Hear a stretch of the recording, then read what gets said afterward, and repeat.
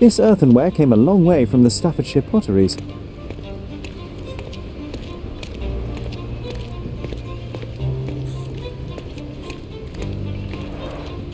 Porcelain friend for every child.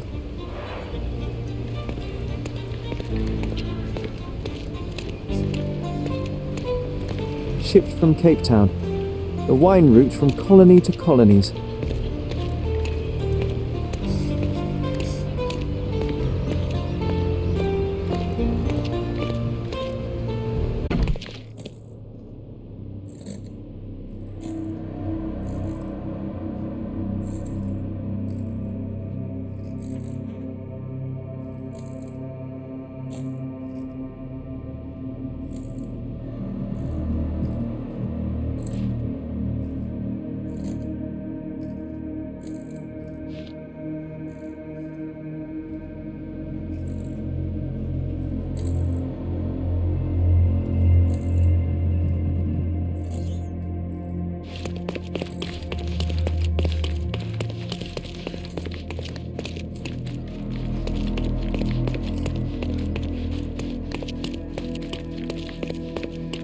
Sherry, look! This seems familiar.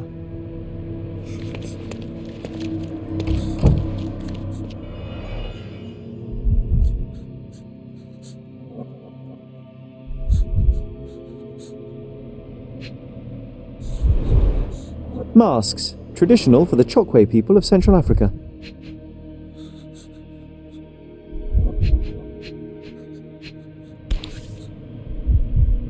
A Dogon statue from West Africa.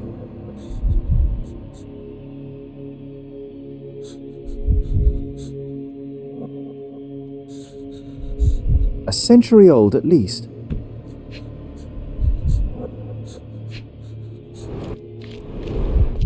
V.H. Grindley Flow Blue tableware. This is what lies behind the facade of Bernadotti Company Limited.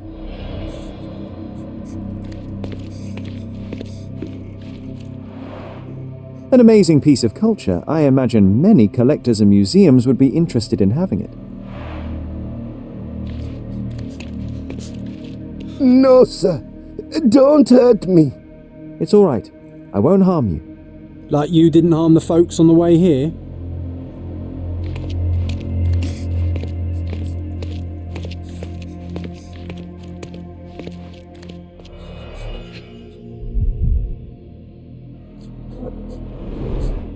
Let's see what's hidden there. Vogel's stolen painting. Isn't it curious how it developed into a much more interesting case?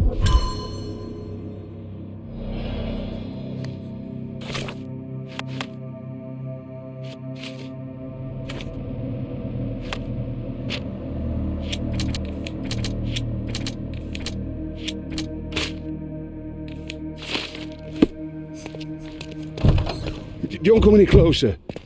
One step and I'll shred you to pieces. Keep standing in my way and no one will ever see you again. Righto. Yes. Yep. Well, excuse me, sir. I think I hear... I've got to... It's better I leave. Whoa. Oh, wow. That was as if somebody put my words in your mouth.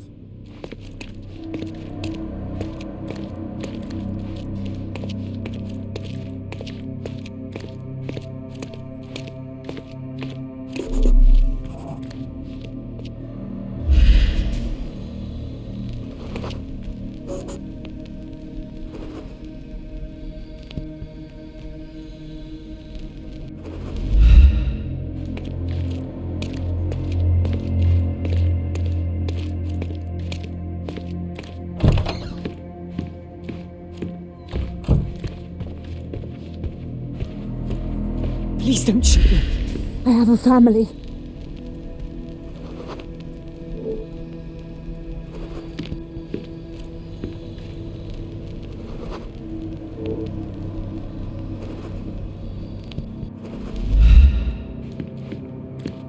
Spare me.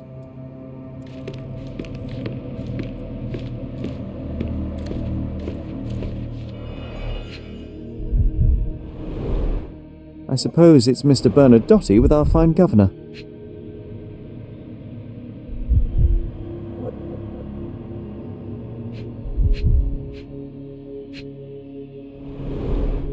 "1875. Was taken a few years back. John, how many people in Cordona have a photograph with the governor, do you think? You definitely don't have one.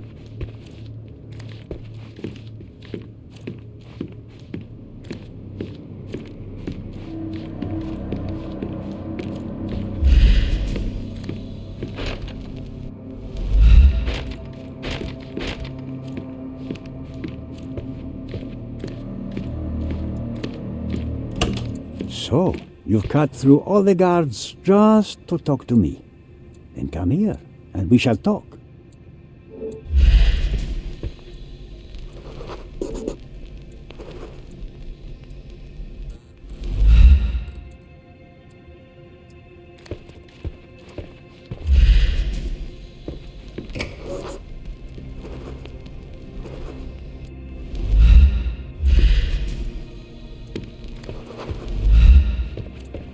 Whenever you're ready. I'd hate to intrude.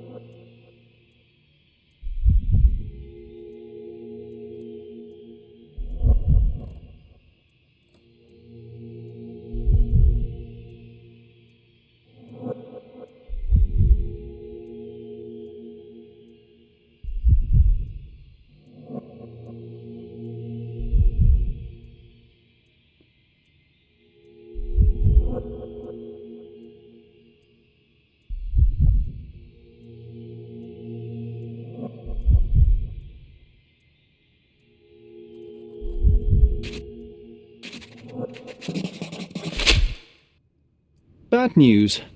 The thug you sent to the refugee camp only succeeded in stabbing himself. His next and final journey will be to the morgue. Hold your horses. Who the hell are you? Sherlock Holmes. And you are Niccolo Bernadotti, a smuggler, kidnapper, and notorious cutthroat, among other things.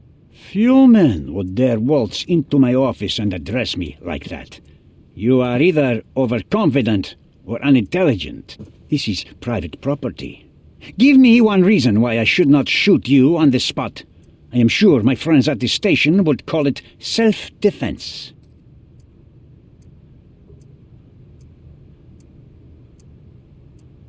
Mr. Bernadotti, do you know the name Boniface Mercurio? I do not.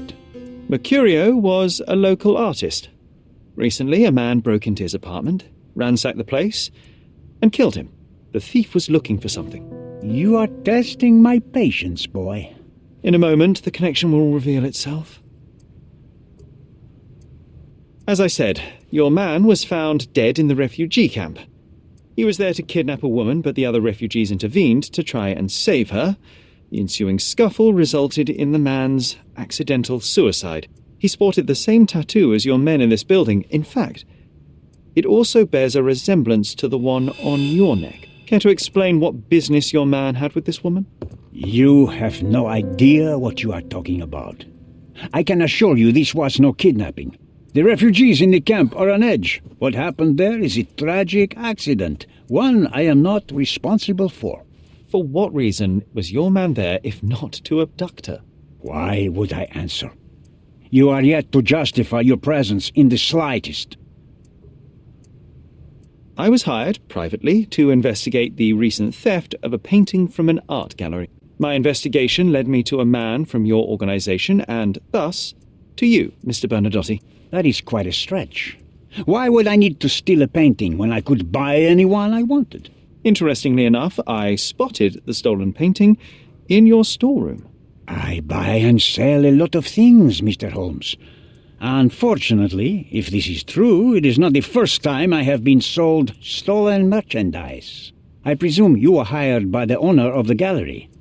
Tell them to contact me, and we'll sort out the situation. So, this painting is why you broke into my office. So many words, so little action. When you barged into my office, Mr. Holmes, I got the impression you wanted to talk business. Now I see you had come just to talk. Tell me exactly what you want, or get out. It was necessary groundwork for what comes next. I have enough evidence to conclude that the gallery thief, the artist's killer, and the dead man in the camp are all the same person. Your time is almost up, Mr. Holmes. Before you draw your gun, there is one final detail I am yet to mention. The young woman your man was tasked to collect from the refugee camp had been defiled at a perverse masquerade party. That violation was captured in a photograph by Boniface Mercurio and used as a reference for his painting. The photo shows the attacker's face. Finally. That's why you're here, Mr. Holmes. You have the photograph. It is what your man was after when he broke into Mercurio's apartment, and it is what you're after too, isn't it, Mr. Bernadotti? You have the photograph with you. How much do you want for it? I am not naive enough to carry it with me, but I am yet to decide what I shall do with it. I know the man in the photo is a British envoy. What interest do you have in his downfall? I must admit, I am rather impressed by how comprehensively you have pursued this matter. And so, you deserve the honest answer. My business dealings are often arduous in their bureaucracy. A man in his position, willing to look the other way, could ease my work significantly. In return, I will make sure no one looks his way either. A favor for a favor. Also known as blackmail, the modus operandi of any true professional. It was not originally my idea. Mercurio set things in motion, extorting the envoy for the most trivial of ends. Money. In response, the envoy hired my man to retrieve the painting and the photograph, eliminating Mercurio's leverage. I only learned the whole story after the artist was killed in his home. And rather than extricate yourself, instead you took over Mercurio's venture. It fell into my lap. As a businessman, I simply seized the opportunity. Now, how much do you want for the image?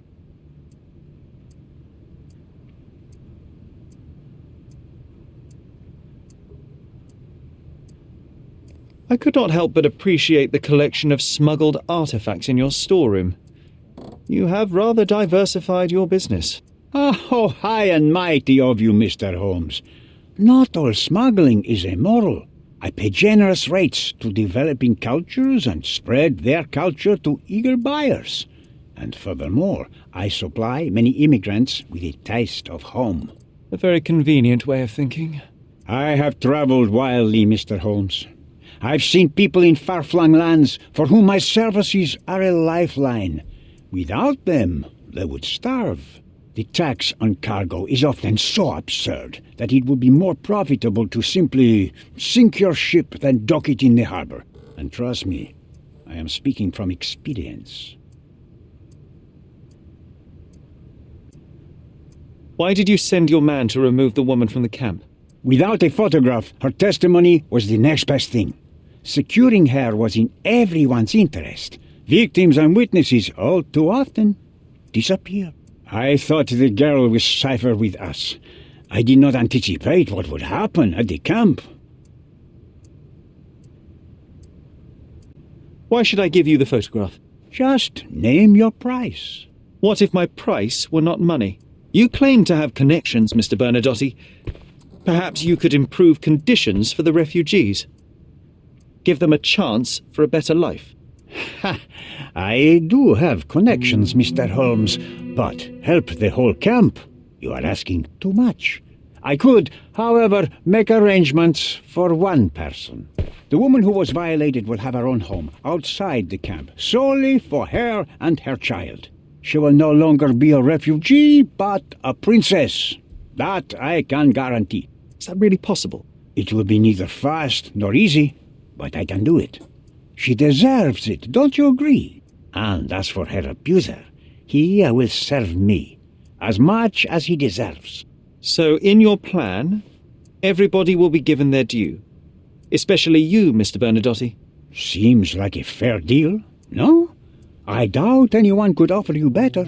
Simply give me the photograph, and the world becomes a better place. I give you my word. What makes you think you can decide what's best for these people? Such is the arrogance of British imperialism. I take your point.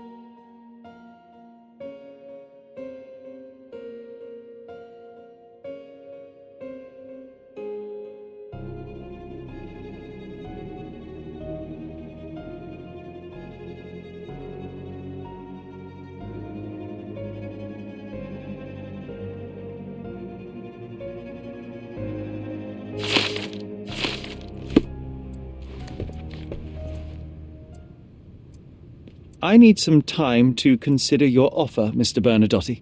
If you insist, Mr. Holmes. Come back when you're ready to give me the photograph.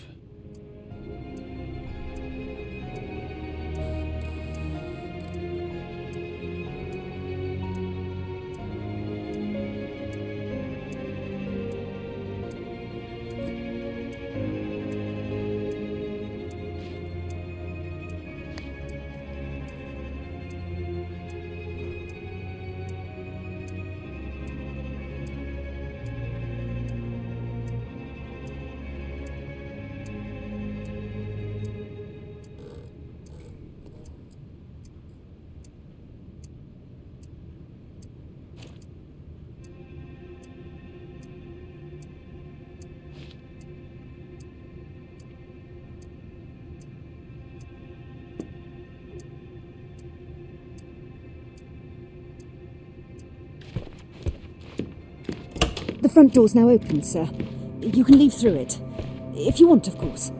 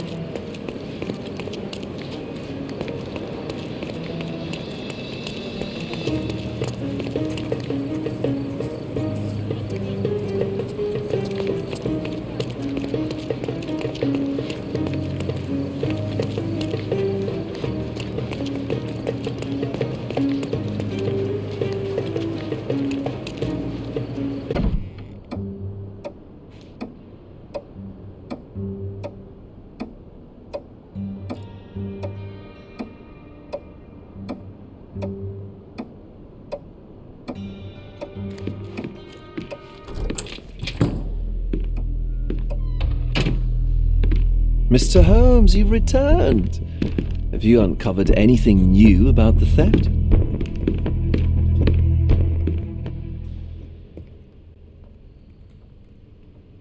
I've brought news, but not all of it will please you. Fill me in, Mr. Holmes. I won't shoot the messenger.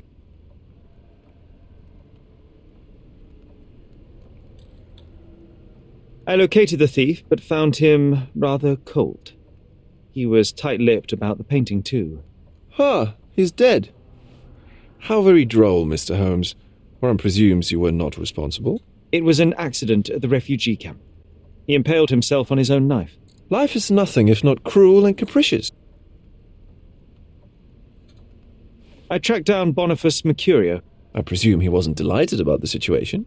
He was not having a good day on account of his murder. Killed in his own flat by the same person that stole his painting.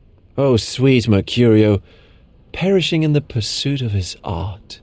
How apt. I will miss his exceptional sense of humor. What about the stolen painting? Have you located it?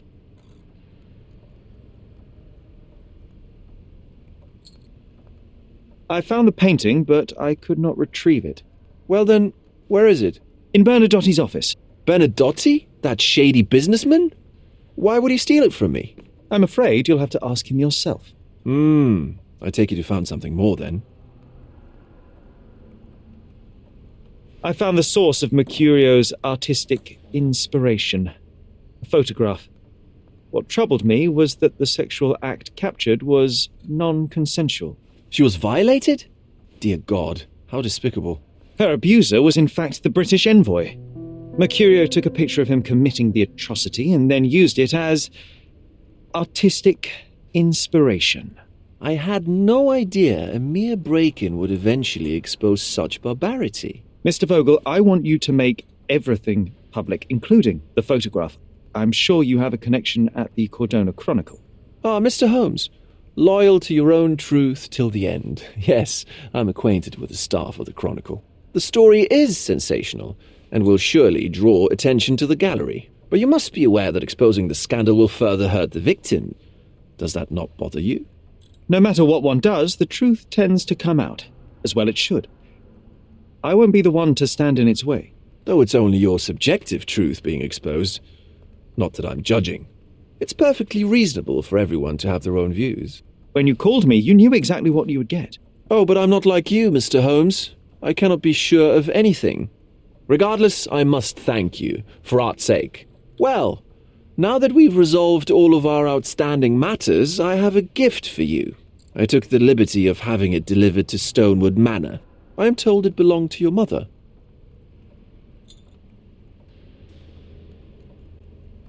And what exactly have you sent me? Frankly, I'm not sure how to answer that. I trust you'll know. Previously, you mentioned there may have been more to my mother's passing than consumption. It appears you were right. Oh dear, I'd hoped to be wrong. She was unstable, mentally unwell. She required sustained specialized treatment, but her madness persisted. I knew that Violet had disappeared from the public eye, but had no idea of her suffering. I cannot imagine what you're feeling. I'm fine. Thank you, Mr. Vogel. I am curious to see what you have procured.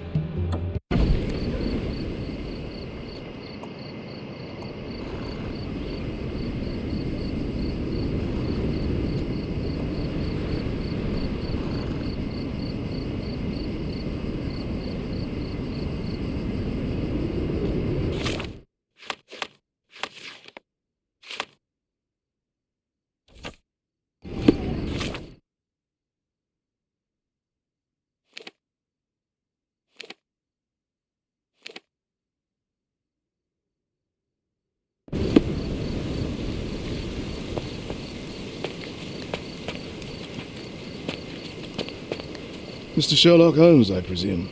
Correct. With whom do I have the pleasure? Emilio Esteve, happy to make your acquaintance. I am here on behalf of Mycroft, your brother. He's on his way to Cordona. In the meantime, he requests your assistance with a sensitive matter. My orders are to provide you with the details. You have my attention, Mr. Esteve. Mark Ridley, the son of General Arthur Ridley, is being blackmailed.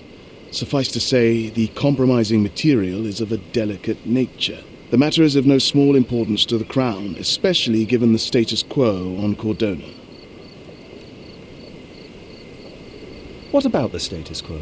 The Ottoman population holds a certain animosity towards the colonial rule.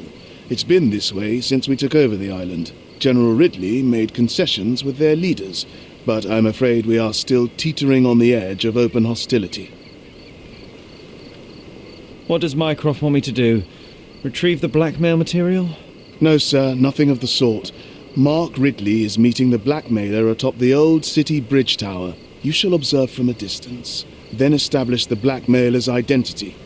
Do not attempt to arrest him. We'll handle it from there. Saving the best for yourself? Fine. There is a cafe just over the bridge that provides a good vantage point. Please report to me when you are done. I'll be waiting for you here, and remember, discretion is of the essence.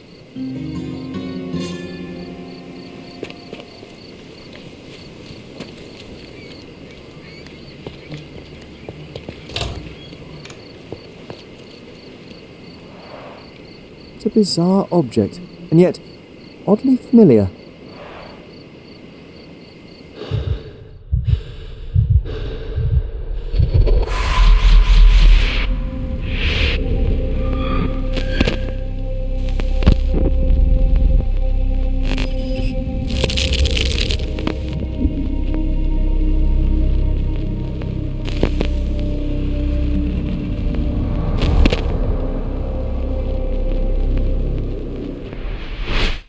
Did you just remember something?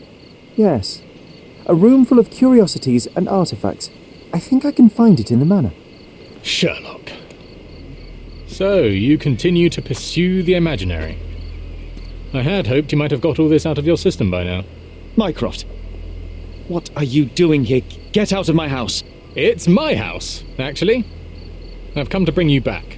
I have no interest in returning, let alone with you. I know you lied about Mother all these years, claiming she was merely ill, but she was unstable. She never had tuberculosis. She was not recuperating, but mentally deteriorating, and you never once thought to tell me. How dare...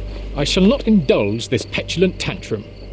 You can just tire yourself out and then slink back to London with your tail between your legs. Just tell me everything! I'm an adult now. Show me the basic courtesy of an explanation. You know I will find out eventually. The goal was stability, and that's what you got. The right thing for everyone was to try and move on from her passing.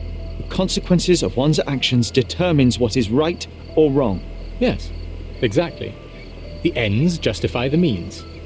After leaving Cordona, Sherlock, you had a normal childhood.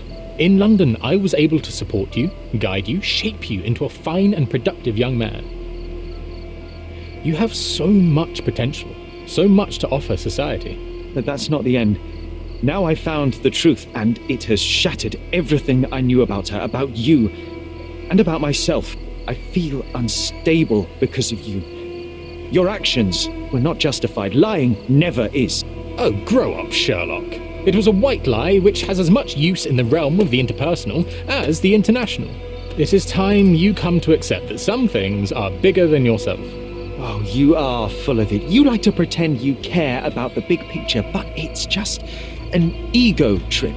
You like knowing more than others. You like greasing palms and rubbing shoulders with the rich and powerful. You like having eyes and ears everywhere. The fact it helps the nation is incidental, because all you care about is yourself. It's true. I have agents everywhere, including Cordona. If you weren't so damn stubborn, you'd realize that means I'm only here for you.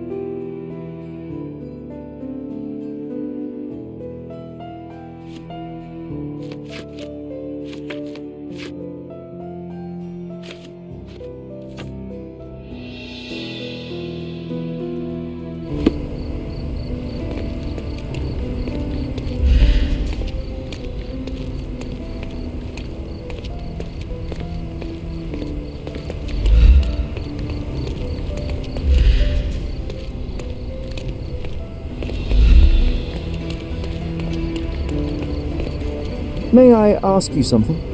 His Majesty came out of his palace. I know nothing.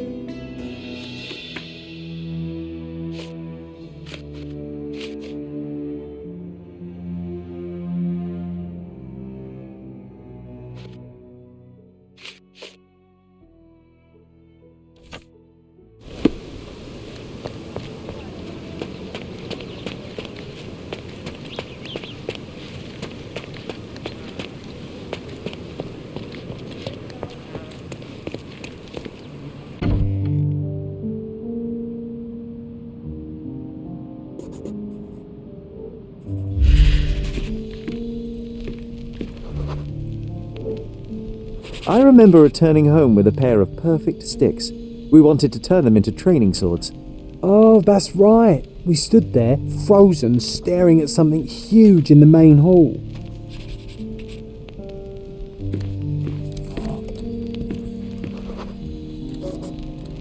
It was a giant aquarium with a living mermaid in it.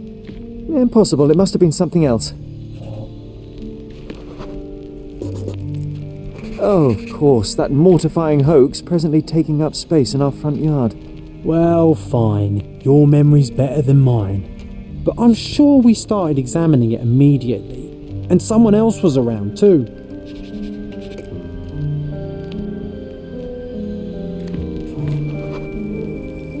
It was my mother. She asked what I thought of the artifact. You were really concentrating and holding something in your hand.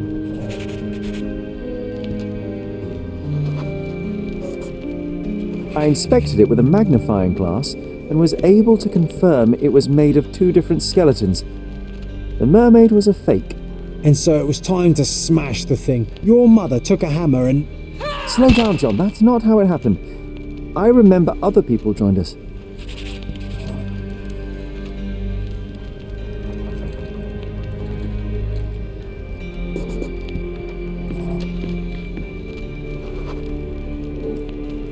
The workers took the artifact and placed it into the Cabinet of Curiosities.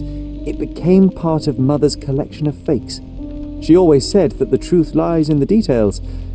This mermaid helped me to learn that.